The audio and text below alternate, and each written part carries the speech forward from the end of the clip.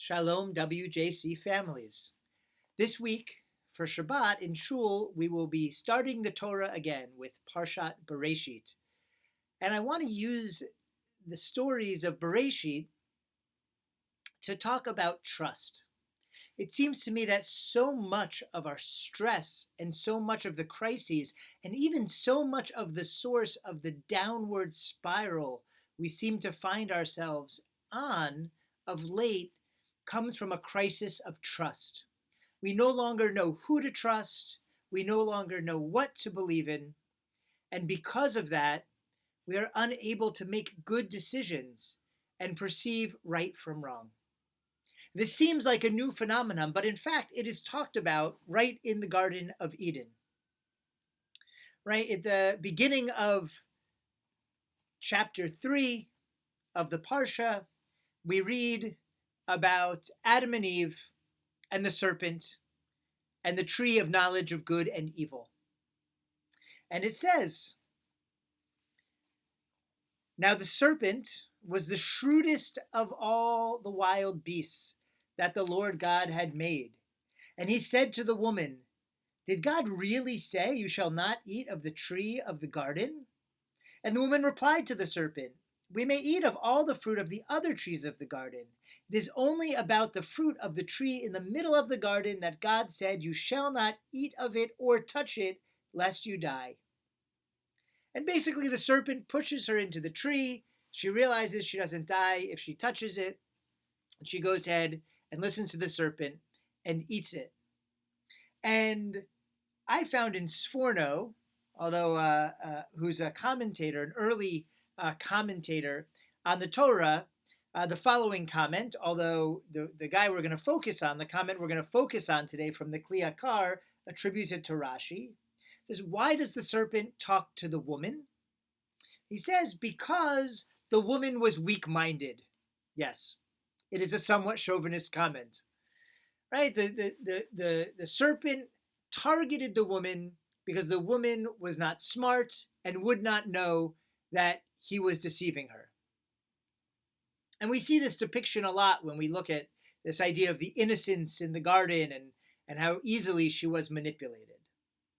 But a later commentator, the Kli Yakar, comes along and he says something very, very different and very, very important.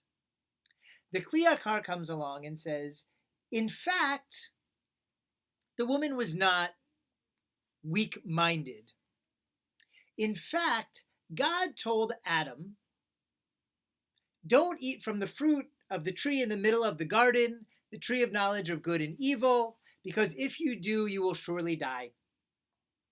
Adam, says the Kli Yakar, then told Eve, do not eat from the tree, and also do not touch the tree, otherwise you will die. Now, why would Adam change the rule from what God said when he explained it to Eve? The answer is he did not trust her. He set another boundary for lack of trust, but in doing so, in lying to her because he didn't trust her to do the right thing, he created an opening, says the Kli Yakar. And the serpent walks into that opening. Now, Adam knows, because Adam spoke to God, that touching the tree isn't a problem. So Adam is not a target for the snake's deception. But because the person, her partner, the person who loves her the most has lied to her, Eve is now open and vulnerable to be deceived by the serpent. And that is exactly the crack that he slithers into. At this point, he still has legs. I guess he walks into the crack. But it is that opening. And he says, oh, is it true that you're not allowed to touch this? And then he knocks her into it. She touches it. She realizes she's not dying. And she assumes that everything Adam has said to her is false. And why does she believe that? Because she wants to, says the Kli Yakar. Because when there is an opening like that, it creates an opening for us to follow our desires, to believe what we want to believe. And what does she believe? She believes that that fruit looks delicious. She believes that it will be good to eat.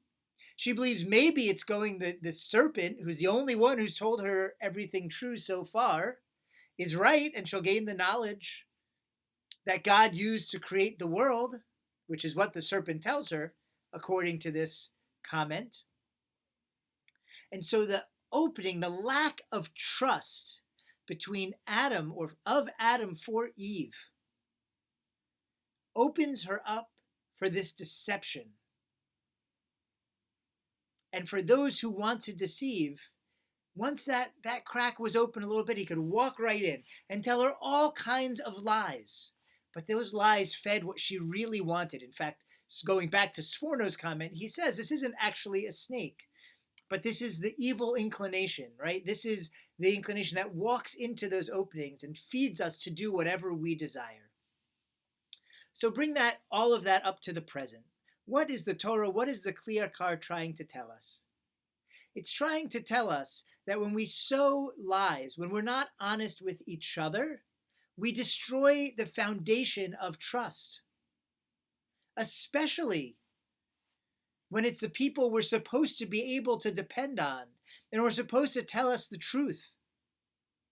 And just like Adam for Eve, who told falsehoods to protect her, I better tell her that, she can't even touch the tree, because otherwise she might forget and eat from the tree. He thinks he's helping her out.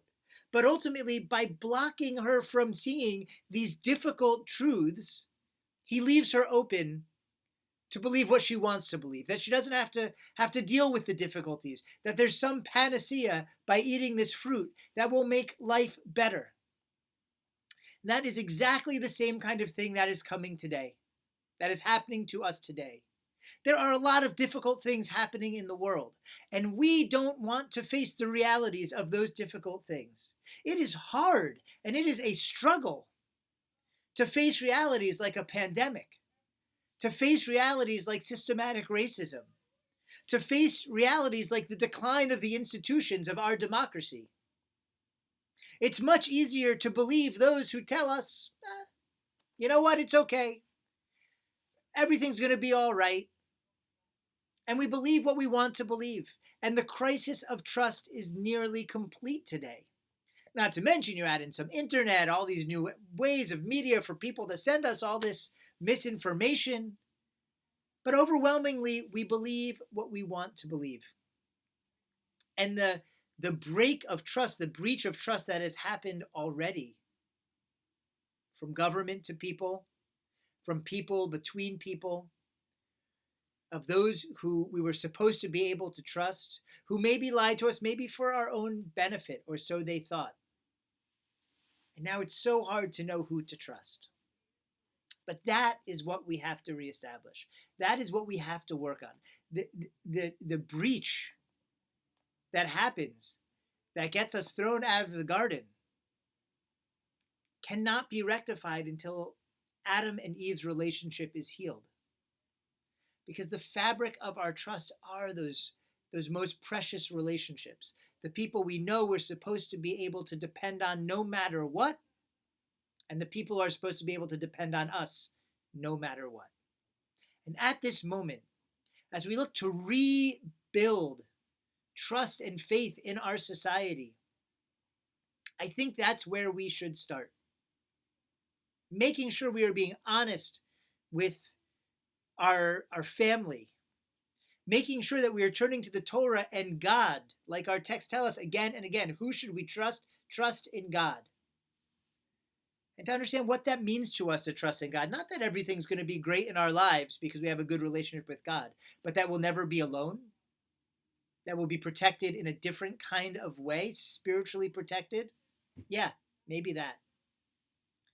What this moment calls for, what the ability to reestablish trust calls for, is for us not to suddenly have a new relationship with the institutions we think are failing us. It's to reestablish our relationship with the institutions that are closest to us. Family, to religion, to synagogue, to shul, to our neighbors and our neighborhood, to our immediate community, and to the institutions that do good within that immediate community. When we can do that, when we reestablish that, we can undo the hurt, we can reestablish the trust, and we can move forward once again with some security towards the better society that we envision, the safer, the less anxious, the more dependable, the caring, the sensitive, the loyal. All those things can start again. It starts right here with us and ourselves and our family and our community. May we all move forward at this new beginning of the Torah to a new beginning of that kind of approach to our society. Can we once again understand who is worthy of our trust, those who are honest with us, and those of whom we should be skeptical if they are just telling us what we want to hear, and in so doing, reestablish the kind of world that we want to be living in and that we deserve.